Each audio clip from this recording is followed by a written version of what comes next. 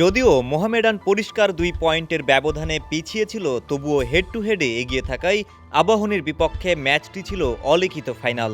আর সেই ফাইনাল হেরে নিজের মেজাজ ঠিক রাখতে পারেননি অভিজ্ঞ ক্রিকেটার মাহমুদুল্লাহ রিয়াদ। ম্যাচ শেষে দর্শকদের প্রতিক্রিয়ার জবাব দিতে গ্যালারিতে উঠে গিয়েছিলেন তিনি। আবাহনী মোহামেডান ম্যাচ বলে কথা, তার উপর সেই ম্যাচটাই আজ হয়ে গিয়েছিল চলতি মৌসুমে ঢাকা প্রিমিয়ার ডিভিশন ক্রিকেট লিগের অঘোষিত ফাইনাল। মিরপুর শেরেবাংলা স্টেডিয়ামে সেই লড়াইয়ে আবাহনীর কাছে ৬ উইকেটে হারার পর দর্শকদের ভুয়া স্লোগান শুনে রীতিমতো মেজাজ হারিয়ে ফেলেন মোহামেডানের মাহমুদুল্লাহ রিয়াদ। ম্যাচ শেষে ড্রেসিং রুমে ফেরার পথে হঠাৎ গ্র্যান্ড স্ট্যান্ড গ্যালারির দিকে তেড়ে যান মাহমুদুল্লাহ। রেলিং টপকে গ্যালারিতে ঢুকে এক দর্শককে আক্রমণ করতে যান জাতীয় দলের সাবেক এই ক্রিকেটার। এ সময় অন্য খেলোয়াড়, কর্মকর্তারা তাকে সেখান হতে মাঠে ফিরিয়ে আনেন।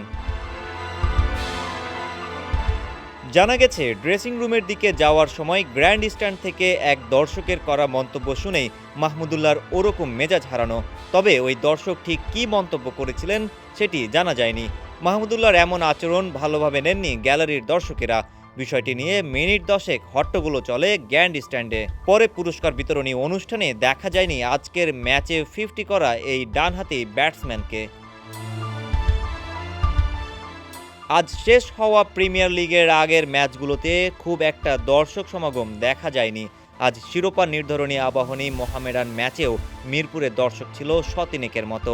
ম্যাচে আগে ব্যাট করতে নেমে মাহমুদুল্লাহ ও আরিফুলের জোড়া 50-তে 7 উইকেটে 240 রান করে মোহামেডান। 241 রানের লক্ষ্য তাড়া করতে নেমে শুরুটা ভালো না হলেও মোহাম্মদ মিঠুনের অপরাজিত 66 আর অধিনায়ক মোসাদ্দেক হোসেনের 65 বলে অপরাজিত 78 রানের সৌজন্য করে 9 ওভার 2 বল হাতে রেখেই 6 উইকেটে জিতে যায় চ্যাম্পিয়ন আবাহনী।